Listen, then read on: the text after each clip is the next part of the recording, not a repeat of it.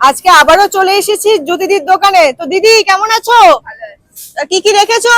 Pulao, chicken, fried rice, chilli chicken যেগুলো এতদিন ধরে রয়েছে সেটাই আছে, নতুন কিছু রেখেছো?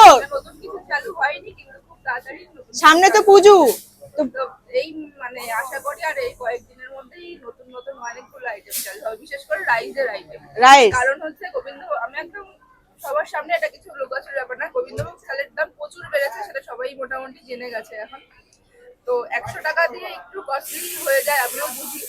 সেই জন্য আমরা ফ্রাইড রাইসের সাথে সাথে ওই ফ্রাইড রাইসের যে ফিনট্রি চালটা আমরা ইউজ করি, সেটার একটু কিছু নতুন ভ্যারাইটি, মানে একটু অন্যরকম কিছু আনার চেষ্টা করছি আর কি।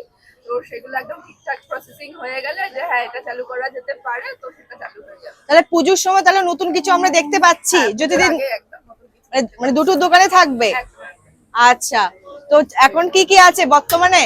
এখন অল্প পোলাও আর চিকেন কষা রয়েছে, মোটামুটি 8 বা একদম শেষের দিকে পার্সেল হচ্ছে নাকি বেশি? পার্সেল প্লেট দুটোই সমান ভাবে। আচ্ছা, আর কি আছে দিদি? আর এগুলো তো বেরিয়ে গেছে। এগুলো বেরিয়ে গেছে। হান্ডিটা কোথায়? হান্ডিটা কয়েকদিন পর থেকে চালু হবে, কারণ আমাদের রান্নাঘরটা মধ্যমগ্রামে শিফট কারণ করছি। ওইটা দিয়ে কিন্তু মানুষ তোমাকে আরো বিশেষ করে চিনেছে, তো ওইটা থাকবে তাই তো? ওটা তো থাকবে, এখানেও নিয়ে আসছিলাম, অনেকে ভিডিও করতে এসেও দেখেই গেছে যে লাস্ট দিন তো মাটনের হাঁড়ি ভেঙে ফ্রাইড রাইসের মধ্যে পড়ে গেছে। আচ্ছা, মানে পুরো ফ্রাইড রাইস যতটা উপর থেকে চালানো গেছে, কাস্টমারকে বলে যে লেবু পড়ে গেছে ওর মধ্যে, চালিয়েছি, তারপরে পুরো ফেলে দিতে হয়েছে।